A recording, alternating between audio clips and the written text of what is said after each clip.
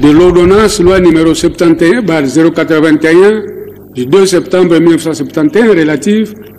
à la confiscation des biens des personnes condamnées pour vol de substances précieuses, qui dispose qu'en cas d'infraction au décret du 20 avril 1978, tel que modifié et complété par l'ordonnance loi numéro 22 et 56, respectivement du 12 et 31 décembre 1969, tendant à renforcer la protection contre les vols de substances précieuses. En outre, la même partie civile, donc RD Congo, a, par le canal de ce même Conseil, sollicité de la Haute Cour militaire de ne pas faire application de la peine de mort,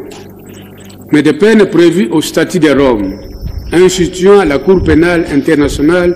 conformément à l'article 77, qui a établi la nomenclature suivante, à savoir A. Une peine d'emprisonnement à temps de 30 ans au plus, une peine d'emprisonnement à perpétuité, si l'extrême gravité du crime et la situation personnelle du condamné le justifient, avec possibilité d'application de peines complémentaires et de preuves. La confiscation de biens et avoir tiré directement ou indirectement du crime, sans préjudice des droits des tiers de bonne foi.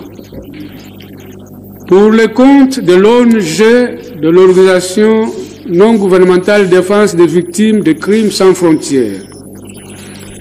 et l'ASBEL, l'action d'accompagnement de veuves, orphelins, victimes de guerre, Maître Kassongo leur conseil s'agissant de la matérialité des faits incriminés s'est borné à déclarer que le prévenu était auteur et responsable des préjudices causés par les crimes lui reprochés. Pour l'organe de la loi, tous les faits reprochés aux prévenus précités sont établis. La Haute Cour militaire devra donc les condamner quant à ceux et confirmer la mise sous séquestre de ces biens, conformément à l'article 130 du Code pénal militaire.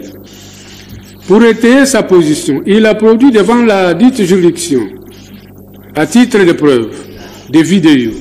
des interviews qui révèlent sans embâche l'implication du dit prévenu dans la guerre de l'Est du pays, en tant que chef de la coalition AFC-M23, dont les membres s'illustrent par des actes de terrorisme qui mettent à feu et à sang cette partie du pays, ainsi que le décrivent les rapports qui font état des atrocités commises par la dite coalition. En outre, contrairement aux allégations de la partie civile RD Congo, il a soutenu que le dit prévenu avait assumé sous le nom de Joseph Kabila Kabange de hautes fonctions au sein de FARDC, à l'époque de FARDC, donc aux forces armées de la République démocratique du Congo, à l'époque où il était militaire, avait été candidat président de la République du Congo, fonction suprême occupée par lui pendant 18 ans, et s'est vu octroyer le statut de sénateur à vie, ce qui sous-entend qu'il est congolais, étant donné que toutes ces fonctions ne peuvent être exercées que par un individu de la nationalité du pays. Enfin, il a affirmé avoir obtenu du Sénat l'autorisation de poursuite du prévenu